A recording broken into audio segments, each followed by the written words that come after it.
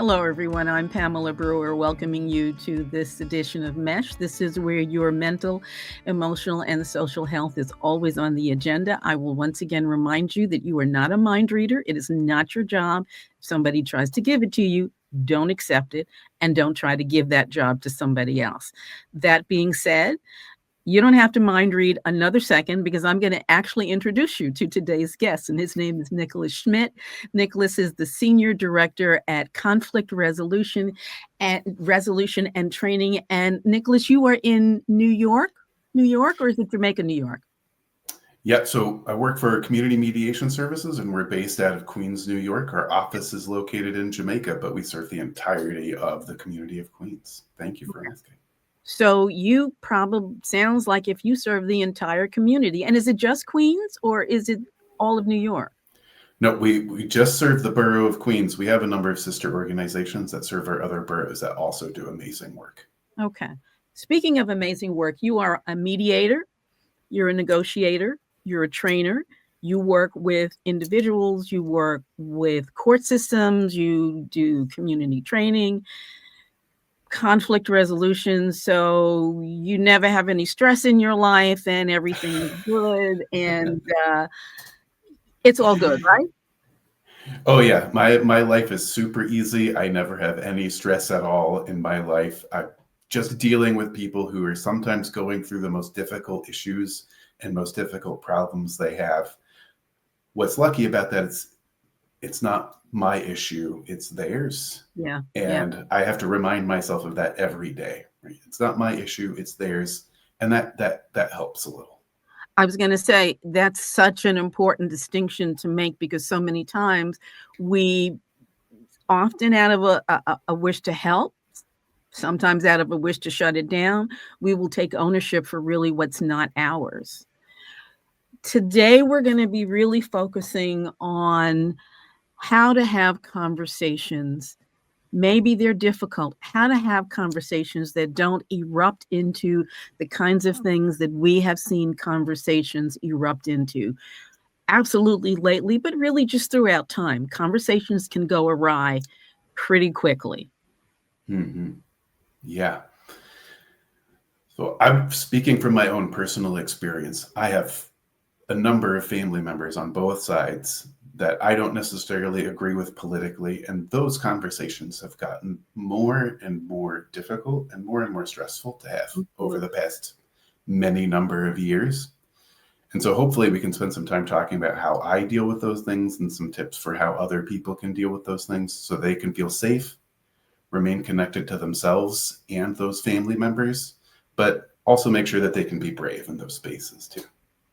Well, I would actually like to start there because we are living in times where people have, we've always lived in times where people have had different outlooks on things. Nowadays, it seems like there is this sometimes unlimited impulse, not only to share your different view, but to really try to get somebody else to agree with it or to shut up or to shut down. So let's start with that. You've got family who are on different sides of the political spectrum. How do you deal with that? So I think the first thing for us all to remember is politically, we're not reasoning ourselves into most of our political positions, right? We operate from a space of intuitive values, and then we search for reasons from there for why we have those values. So we might have overlapping values with a family member, but we might have invented different reasons for those values, and they could be on opposite ends of the political spectrum, but we're operating under those same value systems. So I think if we remember from the beginning that we're not operating from a place of reason, we're operating from a place of intuition, and try to separate our identity from our political identities as much as we possibly can. That's such an important piece to remember, that most of us, we operate from a core sense of values. And those values can be absolutely the same, while the way that you get to them is absolutely opposite. Say more about that. Help us understand that a bit better. Yeah, so maybe the easiest thing to do would be to use an example, right? So Perfect. we oftentimes, right, we have this deep-rooted value of fairness, right? Mhm. And wanting to see fairness done in our lives. On one end of the spectrum, right, fairness might be sharing with everybody from a space of equity, right? And on another side, that value of fairness might be saying everybody gets an equal chance, but that doesn't mean they get an equal outcome. We're operating from the same value, but then those positions that we've reasoned ourselves towards, right, tend to be in conflict. But we're all looking for fairness. We're all looking to be treated fairly and to treat other people fairly. So again, the concept that as different as we can be, underneath it all, we're really quite similar. We get Yeah, to it absolutely. differently. That is such an important piece, I think, to remember. We are in a season, well, I was about to say we're in a holiday season, but we're always in a holiday season of one sort or another, where some celebration is going to happen, where people are getting together. I'm going to make up one for our conversation right now. We're sitting around the dinner table. We've seen people we haven't seen in a while, along with people who we see all the time, and a topic comes up and everybody's got a view and they are loudly expressed. How do you are there some things in those gatherings that you just kind of don't even want to talk about? Should you shut conversations down if you think they're going awry? So I think for everybody, that line where something is activating or triggering and where it's not is going to be different.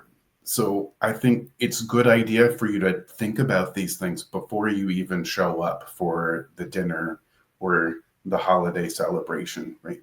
Where am I comfortable going and where am I not comfortable going? And coming up with maybe some boundary phrases, right? So if I'm going into a holiday season and I'm not comfortable having a conversation about a particular topic, right, come up with a boundary phrase so that you're not hit by surprise and your brain goes blank when that topic comes up, right? So it could be something as simple as, I really care about you and I enjoy spending time together, and I don't want it to be ruined by talking about this topic. Would it be okay if we talked about something else? And if the person says, "No, I don't understand how you can say that. This is really important. I want to talk about it now." What do you say? If you're in a position where you feel comfortable talking about that, and there's some things to keep in mind about that, right? One, right, how am I feeling internally, right? Am I already activated? Two, right, the context really matters. Are we in a loud space? Have we been drinking? Even something as simple as what are the smells around me? Hmm. What are the sounds around me? What am I looking at? Am I holding a warm beverage versus a cold beverage? All of these things impact how we're going to respond to a particular conversation, especially if it's emotionally impactful for us. Okay. So, It really sounds like you're asking people to, from the outset, be really mindful and aware of themselves, all of the pieces of themselves. yeah, I think if we're going to go into these conversations and want to have productive conversations out of them, or at least interesting conversations out of them, and not have them erupt into shouting or yelling or people moving into opposite rooms and not talking to each other the rest of the evening, we really need to be mindful of ourselves first and how we're going to respond and how we're going to interact. Is there a time or is there a reason to refuse an invitation? I'm not going, or to deny an invitation. I don't want you in my house. I think so, right? But I think before you make that decision, right? If I'm the one hosting a party, I might set aside a space particularly for particular conversations, or say that this whole area, we're not having political conversations in this space, right? We're going to set aside a room for that. We're going to set aside a room for any type of conversation. Right? You can go there. And if people aren't willing to respect that, then maybe I'd consider, well, then maybe you should find a different place to spend this day, or maybe I need to find a different space to go to for that day, right? So is that a conversation you would have prior to the invitation?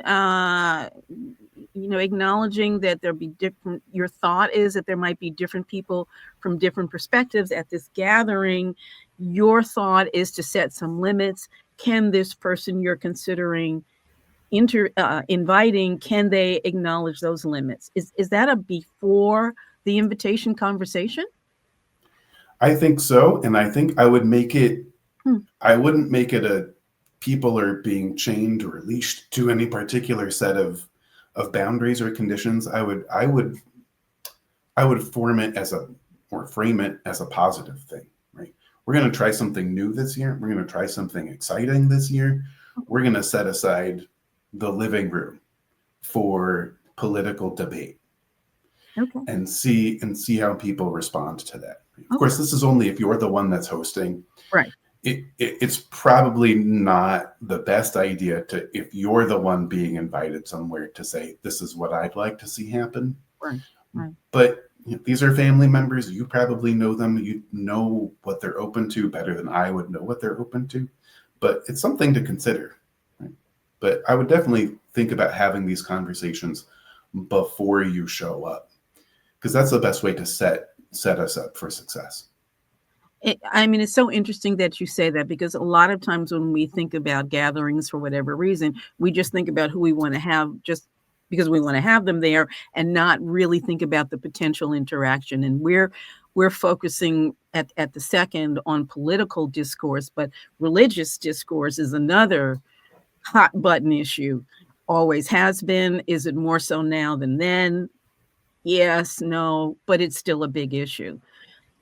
If, let's say that I have had this conversation with my potential guest, this is from a positive place, and everybody agrees, and then that all falls apart. What do I do? As the host, what do I do? I think the first thing you do is remind everybody of what we all agreed to. Right? And we do this in mediation all the time, right? We start with an opening statement. We say, are there any guidelines anybody wants to set? And if there are guidelines people want to set, how do you want me to enforce those guidelines? Okay. And then invariably it happens that at least 60-70% of the time, those guidelines get broken at some point. 60 or 70%. Oh, especially if it's, we don't want to interrupt each other. Yeah. 60-70% of the time, right? Somebody's going to get interrupted at some point. Fair enough. And my job as the mediator is to say, hey, everybody agreed to this. How do we get back to that space, right, where we were in agreement on this, right? What do we want to do? So if we're in that holiday situation and we've all agreed to having the political or religious debate being in the living room, and people are having that debate in the kitchen or at the dining room table, right? How do we get back to that space where everybody's already agreed? And if I'm the host, right, it's my responsibility to say, hey, this is something we've all agreed to. Right? Can we go back to that agreement? Do we need to change that? Do we need to change that agreement? Is there a different room that we should be having these conversations in? Is it too hard to make it to the living room for everybody? Or is somebody holding court in the living room and keeping everybody else out of it? Right. So sometimes things can change, and what we want to do is see, can we get back to that space we were at before, or is there something that needs to change so that we can hold true to the agreement we had, but it might just need to be in a different room or at a different space and time. What I'm hearing you say is actually something that I have often said to couples, which is either coming in, they're in conflict, and everybody hates everybody. Not all the time, but often. But the reminder that there was a time when this was not true. There was a time when you liked each other. There was a time when all of us at this gathering liked being around each other. I think that gentle reminder can perhaps help calm things down a bit. You're not saying people are right. You're not saying they're wrong. You're just reminding them that they're together out of care. Does that make sense? Yeah, absolutely. Absolutely. Absolutely. It makes sense. And that's why it's something you can build into a boundary phrase, right? I care about you. I enjoy spending time with you. And I don't want to spend that time talking about immigration. I don't want to spend that time talking about the economy. I don't want to spend that time talking about gun rights. Right? I want to focus on us. And I'm going to guess that if you find, you as the individual, the guest, find your, or maybe even the host, find yourself in a discourse that really feels like it's going very far down the not good place to go, you can exit from the room, you can exit from the conversation. I really care about you guys, love you, miss you, gotta go. Yeah. You can. Okay. So a follow-up from that boundary phrase could be, if the person doesn't reciprocate your request, you can have another phrase, oh, well, I'm going to go talk to so and so over there. I haven't seen them in a long time. Okay.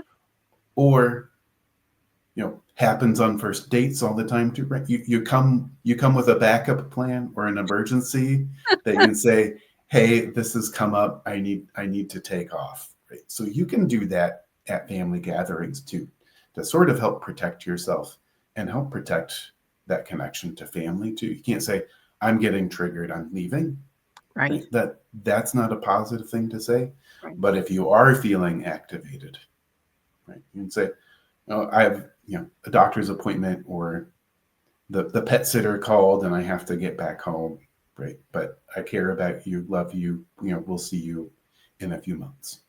So not really useful to blame the environment for the reason that you're wanting to exit, but taking ownership of the fact that this is just something you kind of need to do for yourself and then do it. Yeah, versus absolutely. if you don't shut up, I'm leaving. That's not useful at all. There's no better way to break connection with another person than to say, right, you are the problem and you are the reason we're breaking connection. Now, there might be some situations where that's absolutely necessary, but I don't think that's really happening in most family situations. And exactly, when it is a gathering by choice, hopefully that's not really the thing that's happening. Once again, time is getting away from us. How do people get in touch with your organization? How do people learn more about how to talk to each other? So we offer a number of trainings on conflict resolution skills, positive communication, initial mediation trainings. So if people are interested in reaching out to us to learn more about that, you can visit our website at mediatenyc.org. That's mediatenyc.org. Or you can call our main office line at 718-523-6868. Or you can reach out to me at my email, which is nschmitt@mediatenyc.org. Be happy to talk more about that. But there are organizations like ours all throughout the country in all 50 states. You can reach out. We'd be happy also to help you find those local organizations if you can't find them, so that you can reach out and try to get these trainings. And we're talking about conflict resolution, and I indicated that you work with large entities, but this is also a resource for smaller entities, for families, for small communities, for neighbors. Absolutely. A large portion of our referrals are disputes surrounding neighbors and family members. New York City, we're the most population dense city in the country. It's crazy to think we might have problems with neighbors, right? But it happens. What a Noise, parking, yeah, it's a crazy concept. But also families. Yeah, it can be difficult to have hard conversations sometimes with family members. And it can be really useful to have somebody there who's not on anybody's side, who can just help guide the conversation. And that is, and I know that we have to run, but that's an important point, that with mediation, with conflict negotiations, it's not about picking sides. It's not about being told who's right, who's wrong. It's about mutually trying to figure out a solution that's going to work for both. Yeah. How do we best move forward under these circumstances? That's the best conversation that we have in mediation. Absolutely. And a powerful one at that. again, Nick Schmitt, the Director of Conflict Resolution and Training. Folks, thank you for joining us. Nick, thank you so much for joining us and for sharing your expertise, particularly at this time of the year. But what you offer is a year-round expertise. So thank you. Thank you, Dr. Brewer. And yeah, we are here year-round, but certainly these conversations get heavier around the holidays. Absolutely. Thank you for giving me time. All right. And folks, thank you for joining me on this edition of M.E.S.H. As you know, I am here every week bringing you a new conversation that hopefully is one that you benefit from, and there's one that you wish to share with someone you care about. I encourage you to do that. I will see you soon. You take care.